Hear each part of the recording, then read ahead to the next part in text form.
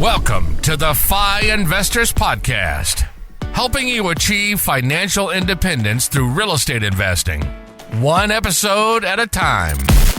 We talk about personal finance, mindset, and real estate investing. Whether you're a rookie or looking to scale your portfolio, we're here to provide you with the tactics and actionable steps to achieve your goals. Here are your hosts, Diego Corzo and Ward Mahoney. Hello.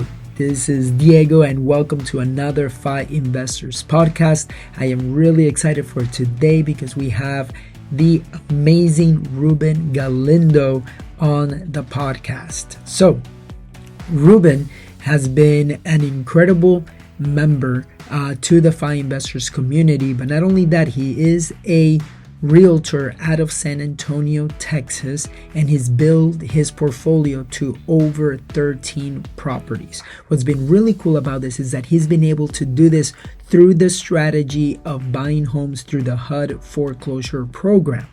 So this is a great opportunity for you to learn how you can buy homes in foreclosure and then see the exit strategies from those properties. He's been able to keep a couple of properties as long-term rentals. He's done some short-term, then transition into midterm rentals. He's been able to flip a few of them and even done the lines of credit so that he can continue to build his portfolio while using the equity of his houses.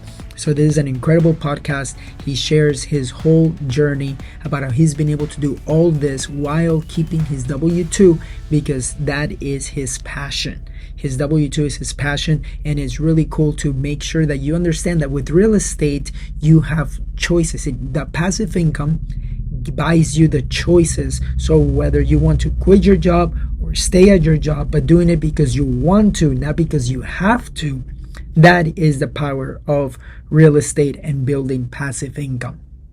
Now, this is the power, as I mentioned, of being a real estate investor, using that passive income wisely and giving you the choices. So if you want to learn more on how you can become a financial independent investor, you can go to the website, thefiinvestors.com, so that you can schedule a call with me or with my team and also download a few of the calculators that we have there. Because right now, as we end 2024 and we go into 2025, is really important for you to analyze your current portfolio and see which strategy is working at this time.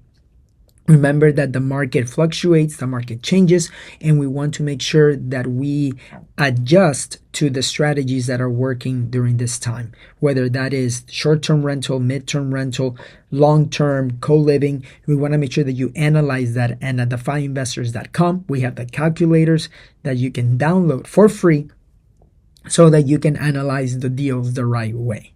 So without further ado, let's get to the podcast. Welcome, Ruben Galindo, to the FI Investors Podcast. How are you doing, brother? Doing good, Diego. Thank you, man. Thank you for having me.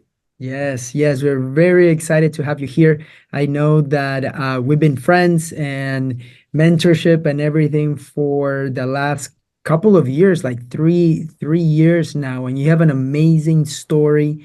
You are a great real estate investor, an amazing realtor out of San Antonio, and you also have a W-2 job, which is very admirable, seeing a lot of the success that you've had and being able to manage everything. So, Ruben, tell us a little bit about yourself, where your real estate empire is now, and then we'll work backwards. Okay, great. So first of all, thank you, Diego, for having me. So I'm in San Antonio, Texas. I've been here since 2020. Now I have lived here in San Antonio off and on since 2021. And that's because of my W-2 job. I'm in the state law enforcement career. I've been doing law enforcement for the last 31 years. So, and because of that employment, I've been in San Antonio, like I said, off and on since 2001. So all my real estate properties are here in the San Antonio area. I do have one currently in New Braunfels, which is just outside of San Antonio. but that's where it's all at. It's just here in the San Antonio area. Okay. And what does how many doors and also like what kind of strategies have you invested here in the last few years? Okay, so we currently have 13 doors, and we've been doing mainly long term. The majority of our properties are long term rentals. However, about 2 years ago, we decided to try the short term strategy. So we Hmm. converted two of our long terms into short term, and they're located over here by the SeaWorld area, which we knew it was going to be something that people would be looking for, especially during the summer, during vacations. They'd be looking for something like that. So we went ahead and converted it, and Hmm. we've been operating for the last couple years as a short term. But shortly after doing a little bit of short term, I got a lead on a midterm strategy, Mm. and that's, to be honest, that's what we've been doing probably the last year and a half. So I think for Okay. the first 6 months it was short term, and the last year and a half it's been mainly midterm. And that to me has been a lot better in my opinion. Hmm. Less turnover, less work, to be honest.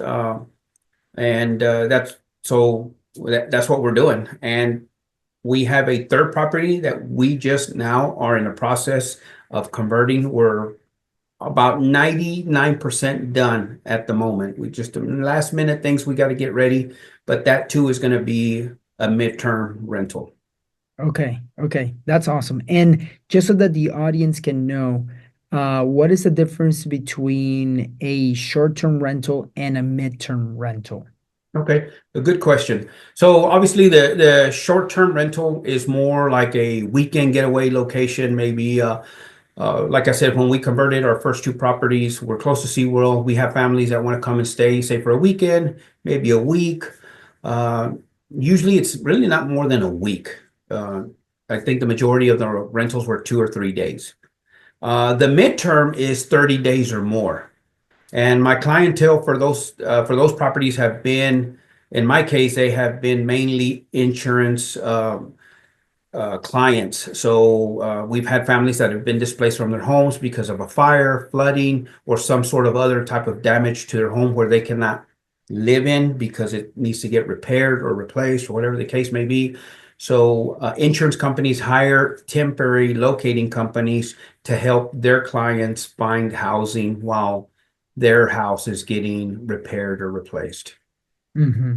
And what's interesting that you mentioned, and you mentioned it now with me here in the podcast, and earlier we were talking about another deal that you had, but it sounds like one of the things that I like about how you invest is that you have multiple exit strategies when it comes to investing.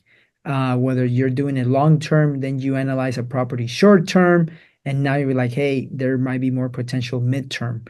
Um, as we talk about short term and midterm, what are like the different procedures or different things that you use, the different systems to manage that midterm rental? Okay, so the midterm rentals, as far as my online software, I'm actually using the same software that I use for my long terms, right? Perfect. Obviously, for your short term, mainly Airbnb, VRBO, Booking.com. Those are usually the platforms that you utilize for the short term strategy. But Hmm. on the midterm and long term, I use the online property management software. Plus, I use Zillow. I advertise my properties on Zillow. They're the photos that I have. They're fully furnished. I also title it, obviously, fully furnished rental. That Mm. way, people, as they're looking for houses, they see some of that. And these temp companies also, they're looking on Zillow to see if they can find a property for their clients. And when they see one that's furnished, that they kind of like that because that alleviates from the insurance company having to rent, say, a property long term and then have to furnish it. It just kind of takes care of that for you right away. And so it's kind of uh, more popular, I guess you would say, for a situation like that. Yeah, yeah, no, for sure. And it's good that you're able to use very similar platforms from that perspective, to be able to leverage both if necessary.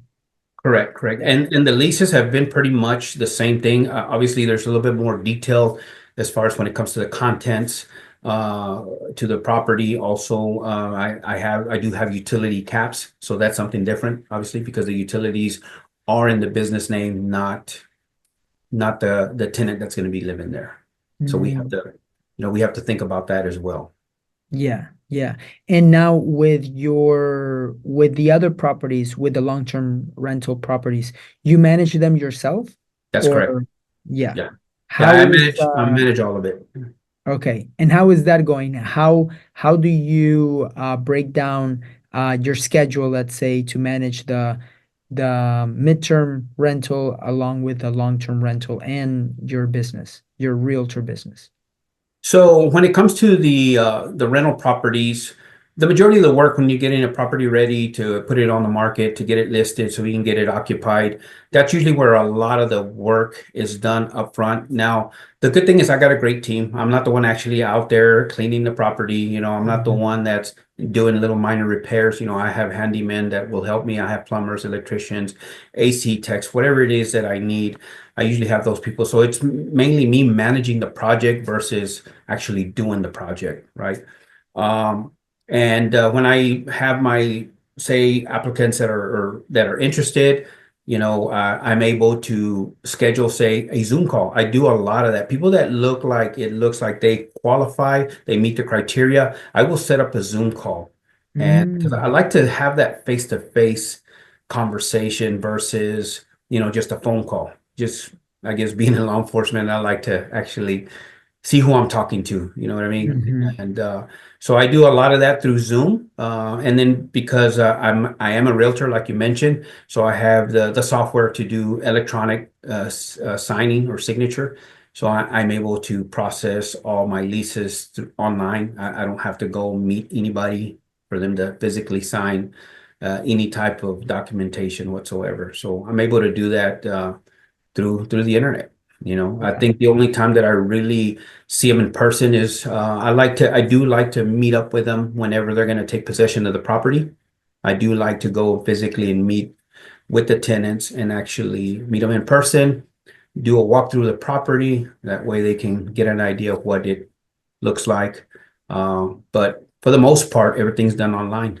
Yeah, yeah. Now, when I met you, you had just a couple of properties, and then you Yeah. basically scaled up from that Yeah. perspective. So I think we met in actually in 2020 when we went to Vegas. Uh-huh. Yeah, we Yeah. went to Vegas. That was the first time that you and I met. I was already part of what Rat Race at that Broad time. race to FI, of Yeah, course. I was there, part of Rat Race at that time. So, and I think I had five. I was living in property number six at the time, Mhm. and I ended up converting that one as well. But yeah, now we've been able to acquire what, Yeah. seven more properties. Yeah. And what has been your method of acquiring those properties? Like how have you been able to get from property number one, number two to 13? Yeah, so the majority of my properties that I have purchased had been on MLS, and it's through the HUD foreclosure. I know you and I have had a lot of conversations about HUD foreclosures. Yeah. I really like those properties. And my buy box is I'm looking for properties that are foreclosures and plus that maybe require just cosmetic type of repairs or renovations. I don't do heavy renovations. I don't move walls. I don't Mhm. remove walls. I don't, gut the bathrooms. I don't gut kitchens. I really don't do any of that. I like to maybe patch a wall, remove the carpet, put new vinyl plank flooring, repaint the interior. That type of stuff is what I like to Yeah. do. Yeah. And so you've been able to find homes through the HUD foreclosure program. Can you explain a little bit about what that is or what website do you use? Because I know you've been able to grow your portfolio that way, but you've been also able to partner up with other people, other investors, especially some members from FI investors too. Yes. But share a little bit about how you've used that strategy of HUD. Okay, so the HUD foreclosures, you can find those on hudhomestore.gov. So anybody can see those properties. However, you do have to be registered as an agent through HUD or with HUD to be able to make offers on these properties. So Mhm. it's out there for everybody to see, but like I said, only certain realtors that are registered with HUD can actually make those type of offers. So because I like these HUD foreclosures, I'm always constantly seeing what's out there. I have a small team. I'm a team lead with our current brokerage, and I have just three other realtors. Two of those three are also investors themselves. And so they kind of have an idea how real estate investing works. So we have clients that are looking, right? We have Hmm. investors that kind of gravitate to our team because we have that investing mindset. And so we're always looking, right? We're looking to see what's out there, what's Yeah. what's the listed price. Sometimes just because it's a foreclosure doesn't necessarily mean that it's listed at a good price. But when I do see that foreclosure, whether or not that property is priced where it needs to be, I still make it a point if it's a property that I believe would be a good investment, I'll go over there and actually take a look at it. I'll do a tour. Sometimes I'll shoot video. I get a very general idea of what it's gonna take to kind of get it ready, market ready for, say, a rental or maybe even a flip. And I just kind of take those notes down. And with our clients that we have out there, depending on what strategy they're uh, trying to do, we kind of share those properties with our clients. Hey, look, here's this property. Is it something you'd be interested in? It just depends if it fits their buy box, right? We always want to be Hmm. considerate of that as well. Their buy box and their Exactly. goals. Exactly. And with those properties, the ones that are HUD, you submit an offer from what you told me, right? There's a specific amount of days that you want to do, depending if you're going to be submitting an offer and everything. Can you share a little bit about that? Because I Yeah. feel like a lot of people don't really talk much about buying properties through HUD. And I feel like that is definitely one of those skills that if they did, or they're working with an investor-friendly realtor like yourself, Mhm. I know that you've helped multiple people from the mastermind be able to Yeah. buy HUD properties too. So yeah, share a little bit about like how the funding side of that Right. happens. So like right now, like back in 2020 and before 2020, the waiting period. So when HUD lists a property, it's only open to owner occupant clients. So it's got to be a buyer that plans to live in the property. That's what it means to be an owner occupant, or that's what I mean when I say owner occupant. Right now, currently, I think it's a 30-day. So you have to wait 30 days for investors to be able to make these offers on these properties. So currently, for the first 30 days, those properties are only available to owner occupant clients. Once that 30 days has expired, if no one has submitted an offer that HUD has accepted, then they will now open it up to investors. And then at Mhm. that point, it's open to just about anyone, right? And again, sometimes these properties are still priced too high, so they sit on the market. They sit, and then usually every 30 days or so, they reevaluate. They do a CMA and then recommend a price reduction. And I know this because I've talked to these brokers that list these properties. Of There's course. a certain process that they have to do as well with HUD. And as long as HUD approves that price change or that price reduction, then they'll go ahead and do that. But like I said, even though it's not open to investors, if it looks like it's a property that would be a good investment opportunity, I still make it a point to go look at it because I kind of want to have that already some a little bit of a heads up on the information on that property. That way, if it gets to the point where now it's open to investors and it's priced right, then I have a little bit more information up front because I've already been there. So Yeah, exactly. And that's like rather than you trying to, well, now it's available. Now let me do the research. Let me do this. right. You can already be looking for you, or if it fits the buy box of one of your clients, you're ready to pull the trigger. Yeah, that's correct. Yeah, just kind of want to trying to get ahead of it, right? Trying to get ahead of it because sometimes these properties are. I mean, I'm sure there's probably other realtors probably do the same thing. I don't Mhm. know that for a fact, but I'm not gonna wait and see if anybody else is doing it. I'm gonna go ahead and get it done just to try to get ahead of the curve. Yeah. But one thing I will tell you is you have to make the offers online. That's why I say you have to be registered with HUD to be able to make these offers. It doesn't work like the normal process on your day-to-day buyer and seller where we submit TREC forms. uh, Hmm. and submit it to the listing agent for review and or approval. It's Yeah. all done online, and if you get an acceptance email, then now the timeline starts. They're very strict on their timelines as far as earnest money. You know, if for investors, there is no option period. Once you put your earnest money down, you're taking that risk. Commit. Yep, Yeah. you're committed, right? And if you back out, that's fine, but you're not keeping your earnest money. Yeah. And how many deals have you bought yourself from HUD or help other clients um do I that? 'Cause I think, think you bought three already from people yeah, that I yeah. know. I think this year alone, I think we've done like seven this year. Okay, Yeah, that's awesome. yeah. Between me and my team, right? About Yeah. seven properties. And I know that some of them you've done partnerships as well with Mhm. some of those. Can you share a little bit of how you've been able to grow your portfolio with partnerships, not Yeah. just you? So again, part of being part of the investor to have five family, right? Attending meetups that you've had, right? And we have our calls every week.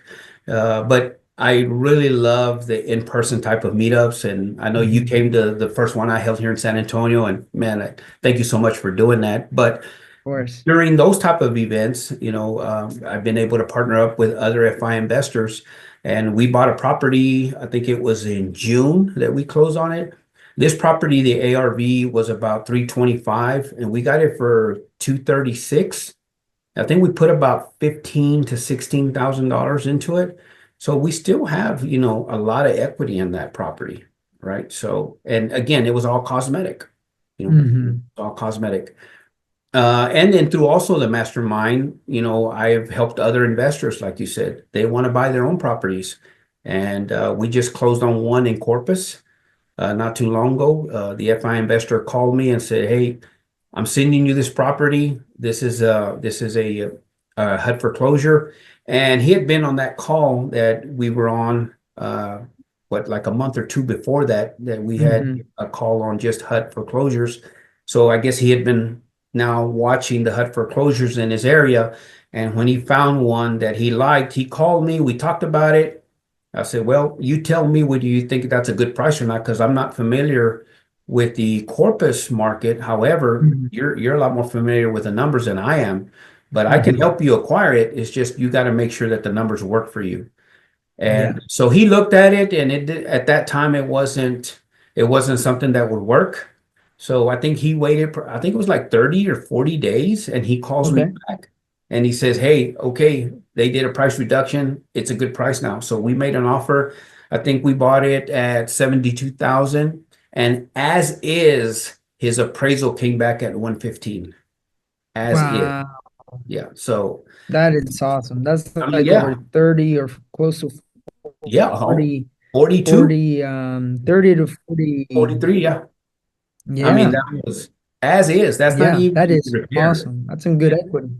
Yeah, that's some good equity. And Hmm. once he finishes That's awesome. renovating it, which I believe he's almost there, then he's going to have even more equity on top of that. So yeah, these Yeah. meetups, Yeah. and And then now here. you those meetups, I'll tell you this. The meetups, I met you at a meetup in Vegas. Mhm, And then I know that you've come to we did a meetup a while back with Ryan Pineda, yeah, and you came here to Austin. We've done meetup here in Austin a few times too for I'm realtors, investors, and then doing the one in San Antonio. I feel like he has created a great level of community and mhm, of people seeing you over and over and over again, and that's how you build relationships, yeah, right? Going to the meetups, attending at the end of the day is more about building community and building those relationships that can later flourish into a potential partnership. Because I know that you partner up with somebody within the community to get a HUD home right after you did one of those calls on yeah. educational side on HUD, and then you saw the deal, you shared it with the community, and somebody said, "Hey, I'm interested in it." and it creates those levels of opportunities where two, three, four partners Yeah. can potentially cash flow, whether it is a flip or or it becomes a rental property. But the idea here is creating opportunities and putting yourself in positions where you can partake in opportunities. But here's the thing too, is that you are also a realtor and what I call an investor friendly realtor. And what's good about that is, and it's something that I share with all investors, is that your team is the most important thing Mhm. when it comes to investing, because it can be a good, a bad property, doesn't matter. But if your team, whether it is your realtor, your investor friendly realtor, the lender, the contractors, like basically your network, a Mhm. good house can turn into a bad deal just Mhm. because it's not managed correctly or the team dropped the ball in certain areas. So it's very important to work with the right team. Now, for you, how have you, since I know you've done flips too, how have you been able to work with contractors, to finding contractors and all of that? So, obviously when I first started, I did not have any of that, right? Mhm. And at first I kind of had to start with, referrals, right? Or recommendations from other people. And fortunately, like my plumber was probably my first referral, and that guy has been great. Mhm. So I really take care of that guy. And he helps me a lot. He takes care of me as well, and just through word of mouth, really, and trial and error. I mean, sometimes you got Mhm. to try that as well. So because I've been doing it since what, 2016 now. So for the last, what is that, about 8 years now, I've been able to develop a team of, like you said, contractors and technicians and things like that. I also have a good friend of mine that is also a contractor. I didn't know him back then in 2016, but probably in the last 3 years we've become real good friends. And he's a contractor and he has a lot of connections. So Mhm. that's really been real helpful.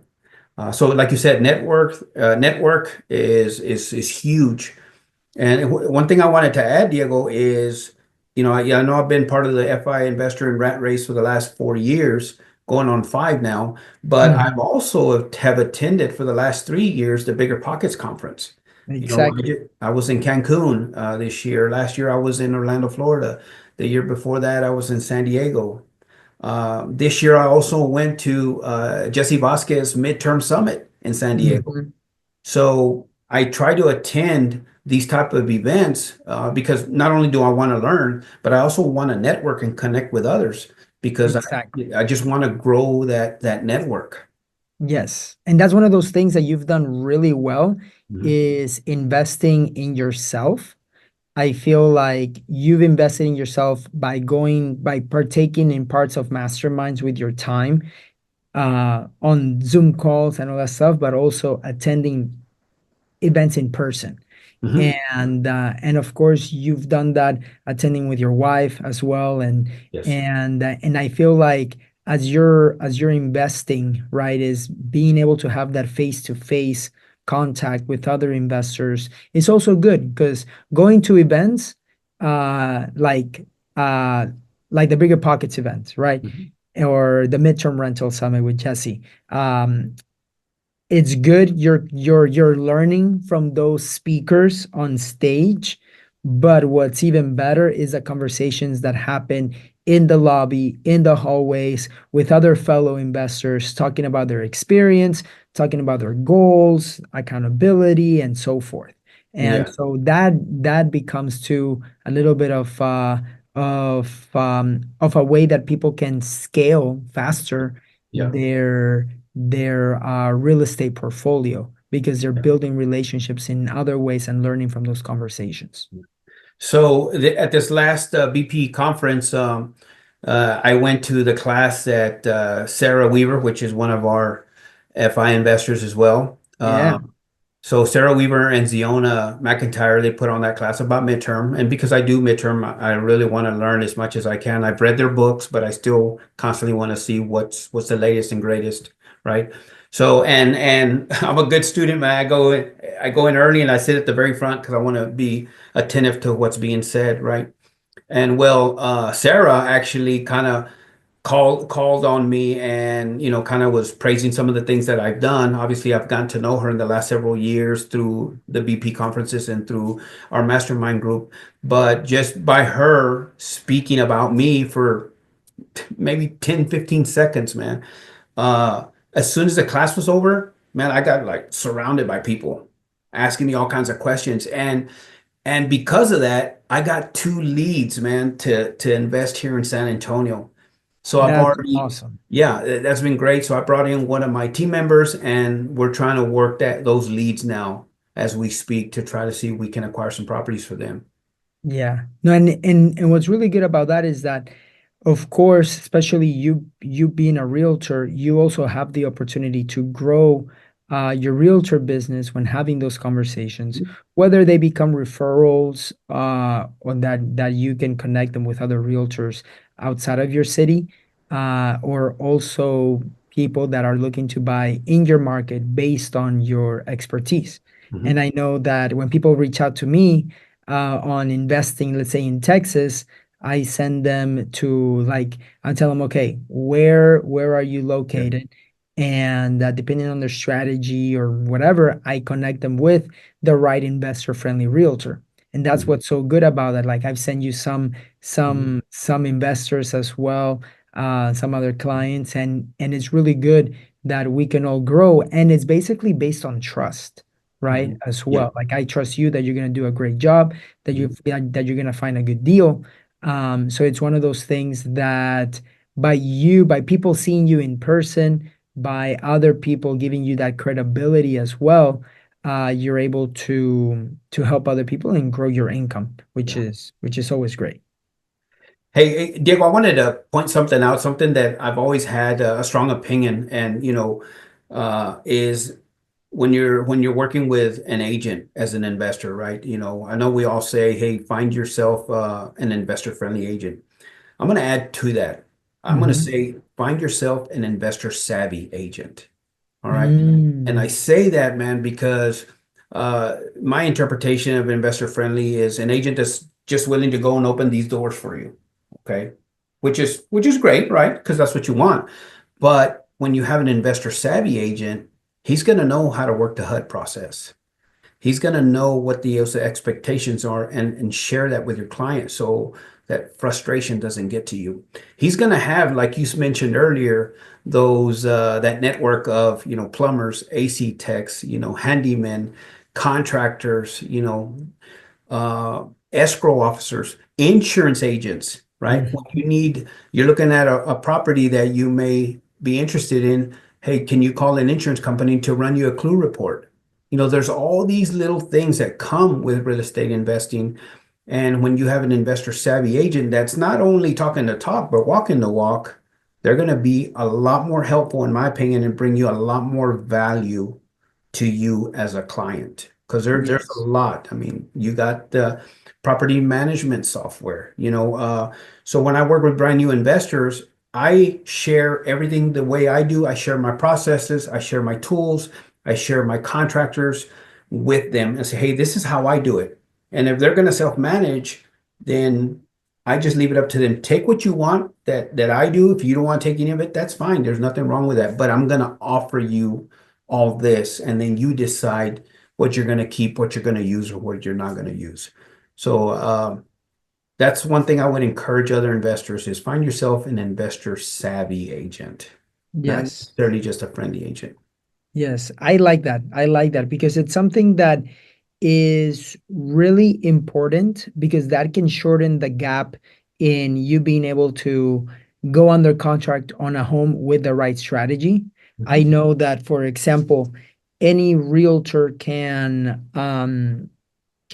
open doors, right? Mhm. Or negotiate a deal. But the investor savvy agent, for example, I know that just based on my experience, right? I can go into a house and I can really tell, okay, where are the opportunities to convert maybe different areas into a room, or if a certain layout will work better for a house hack renting by the room or co-living, just based on different on the way that the house is set up, right? I Yeah. can tell them, hey, I know that for privacy is better to have the stairs at the entrance of the house rather than across the house where they're gonna have to be crossing the living room, the kitchen, and so forth, while maybe you're watching TV and maybe you don't want that. So it becomes easier if you're working with an investor that has done that strategy already or that has a network Yep. for that. That's just so much value that that agent's going to bring to you as a client. So much value.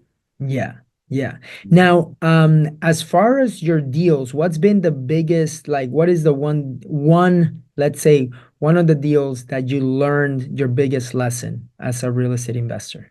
So, something that went wrong, or just something that I had to figure out on the way. Something that you figure out on the way. Okay, and so the subject to, you know, Okay, tell us about that I've one. never done a What is subject. subject to? And tell us a little bit about how you were able to figure that out. Okay, so a subject to pretty much is where you kind of take over the payments, to be honest, right? You take over the payments, but you also change the ownership. What you don't change is the financing in place. The financing will stay with the current owner, but the ownership is going to change into your name as a buyer, but the financing stays under the name of the old buyer. Right. And a Mhm. lot of times those are situations where people are in a pre-foreclosure type situation. They're about to lose their home. They're running out of time.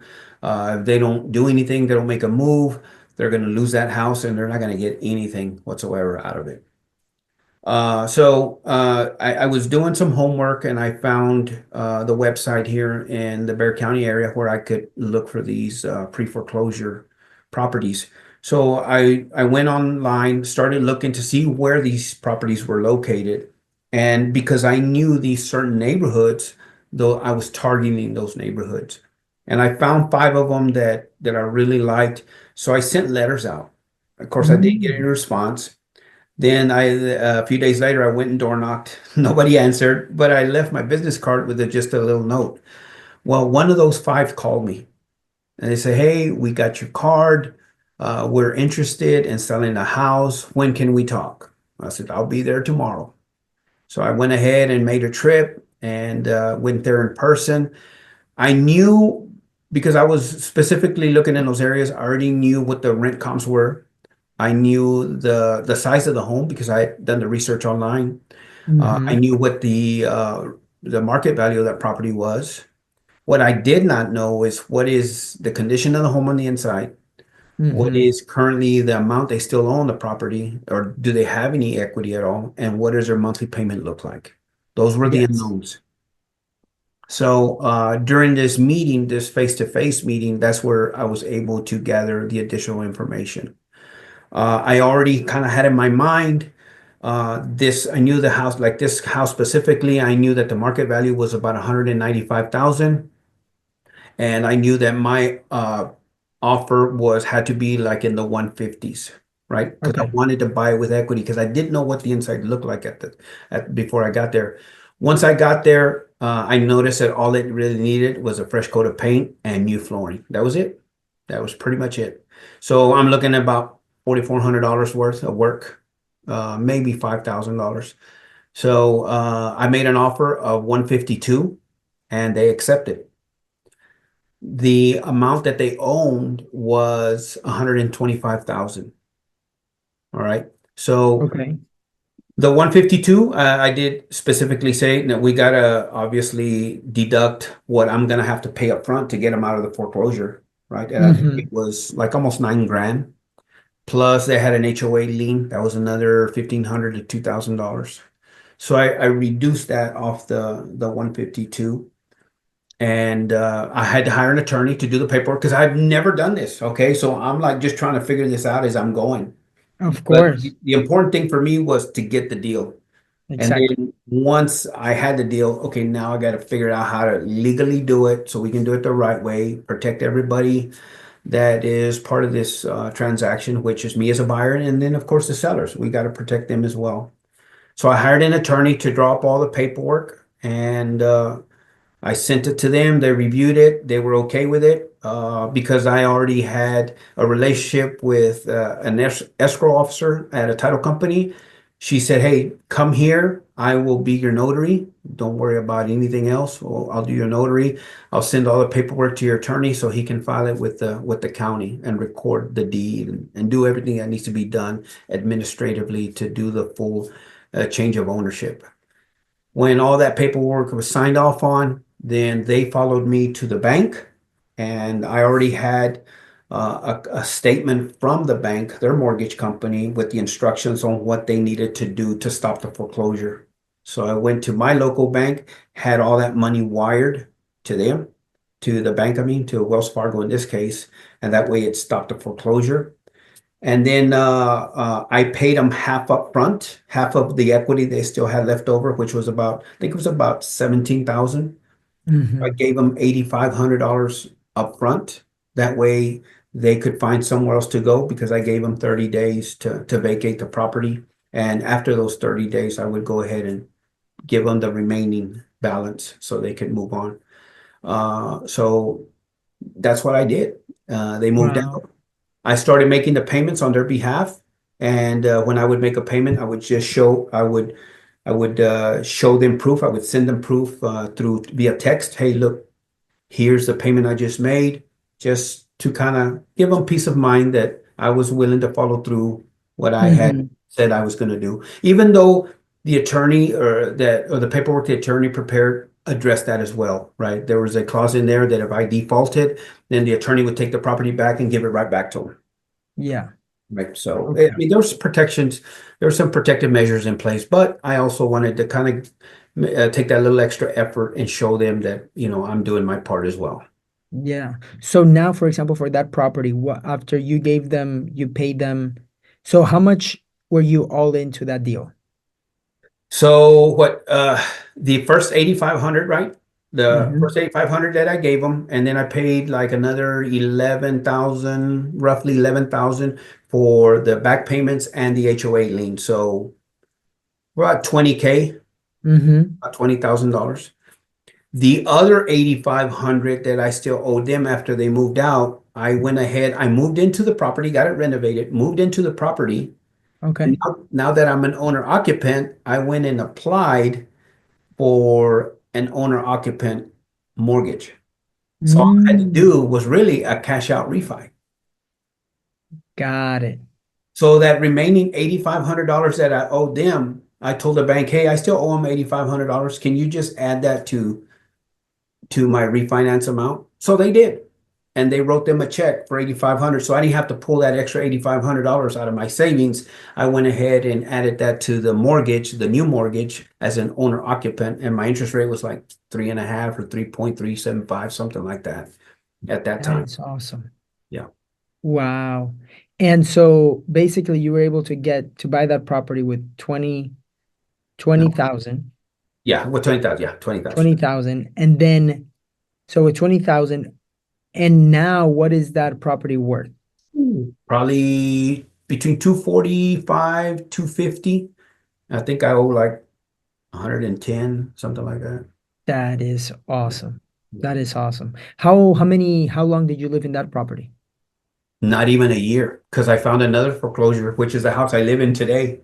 Okay. Yeah, and Were this you one able to get a HELOC for that property? I did not. Okay. Yeah, Okay.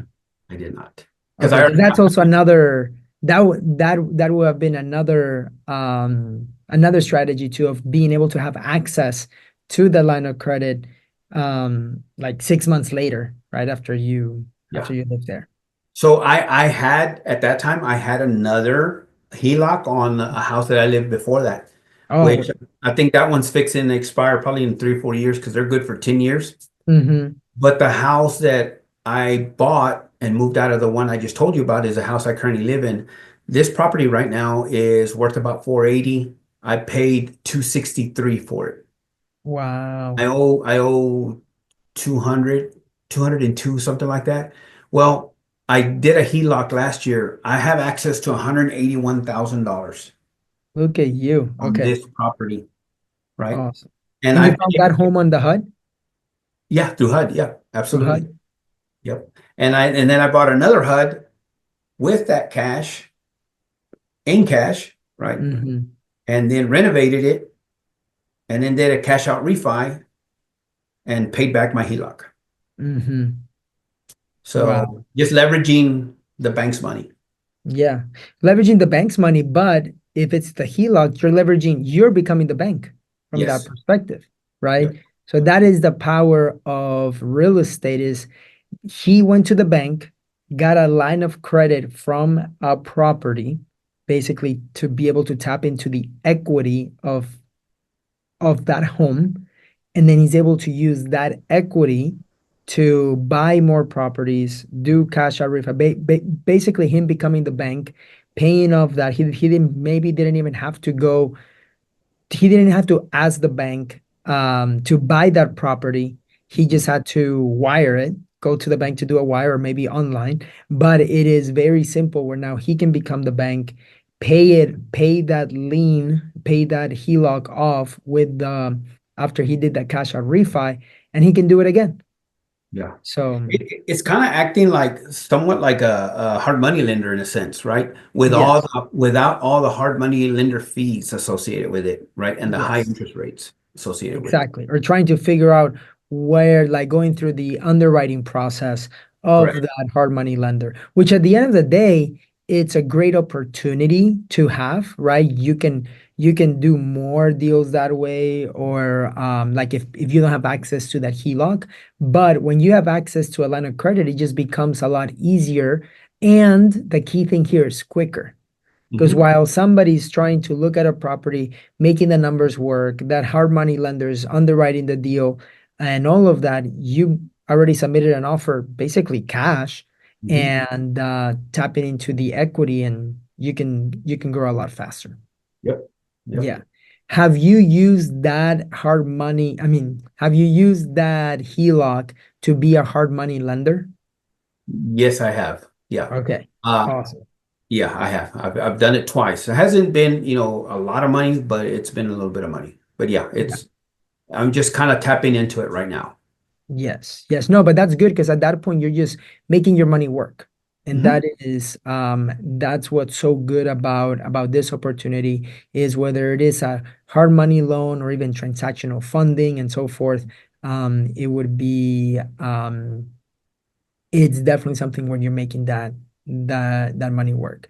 Now, um, I had one question on this because I was taking some notes and I don't want the audience to be like, "Oh, I heard this, but I don't know what it is." What is a clue report? So I don't know what the acronym really stands for. I think it's man, I'm not gonna lie to you. I can't remember what it stands for, the acronym, but it's an acronym where insurance companies they run these reports and Hmm. they check to see the history of the property. Has there ever been any type of claims filed on this home? Hmm. So, and the way I found out about what a clue report is and is used for is there was a property I was looking at. I called my insurance company. I said, "Hey, I'm looking at making an offer on this property. What would the rate be, or how much would it cost me for to be able to insure this property?" So they ran their clue report and they said, "Well, Ruben, before we are even able to insure this property." There we noticed that there was a claim filed for, I don't know, 40, $50,000 on this property. We would need verification that whatever was wrong with that property at that time was actually repaired. Hmm. So that was huge for me because I was like, you know what? I'm going to stay away from it then. Hmm. No, for sure, for sure. And it gives that investor an extra peace of mind, an extra eye to see if they're gonna be able to buy it or not, or if there's gonna Yep. be more issues in the future before closing, or basically any hurdles. Yeah. So I mean, it right. helps with your due diligence, right? I mean, Mhm. even if it's something, well, you know what? Okay, you can go at least go look at whatever the claim was on, whether it's the roof or plumbing or anything. You can go and actually get an inspector, go look at that. Did that get fixed? Right? Correct. And Correct. yeah. And so, so what's next? I know going into 2025, What is next for Ruben Galindo?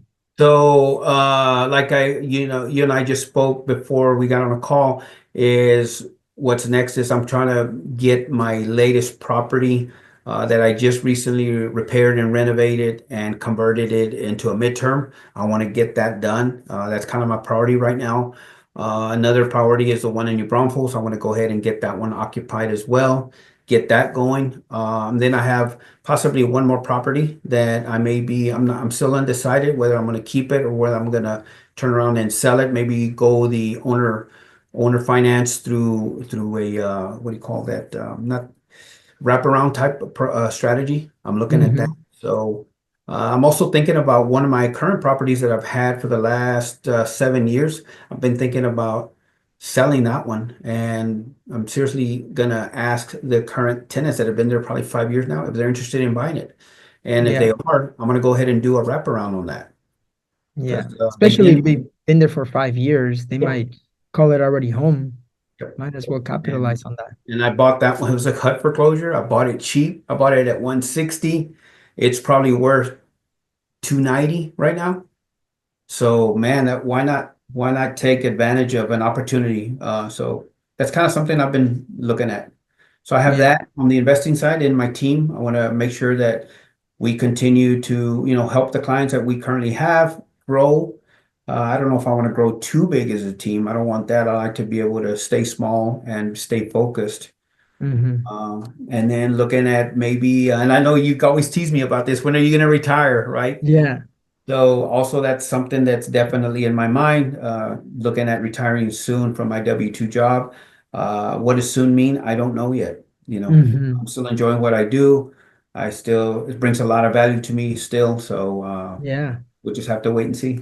Yeah. And that's the power. That is the power of real estate, right? At the end of the day, is with once you own properties and you have the passive income and everything, you have the options. Like Yeah. you have options to say, hey, I want to quit my job. I don't want to quit my job. I'm really passionate about what I do for my W-2. We just interviewed Julio Monagas, who is a realtor out of Austin and a real estate investor. He's part of the community too and everything. And what was interesting about him is like he was already maybe not burned out, but he was looking for something new when he began doing real estate part-time as a realtor, right? And then when he saw the opportunity to do it full-time, we set up a game plan and he made it happen.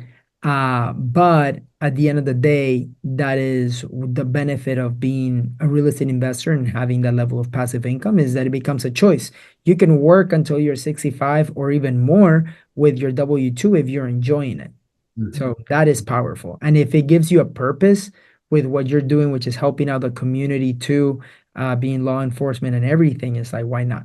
Yeah. Yep.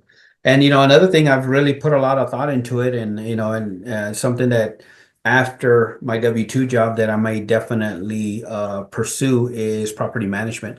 I mean, I've been Mhm. doing it on my own for several years now. I think I can bring a lot of value to other landlords because let's face it, a lot of property management companies really don't have the best reputation. So Mhm. I'm hoping that I can help with that at some Yeah. point someday. Yeah. No, that's awesome. That's awesome. Well, Ruben, if people want to reach out, what is the best way for people to reach out? So they can send me an email.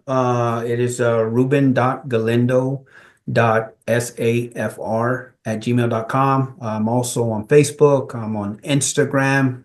Uh, What's your Instagram handle? so I think it's REI Invest, or I don't want to lie to you, man. It's Now, I want to something make like sure that people reach out, especially if there's some investors that are like, "Hey, I'm looking at some HUD foreclosure, some HUD homes." that. Want them to be able to reach out to you. It's REI Invest underscore Ruben G. REI Invest underscore Ruben G. Yep.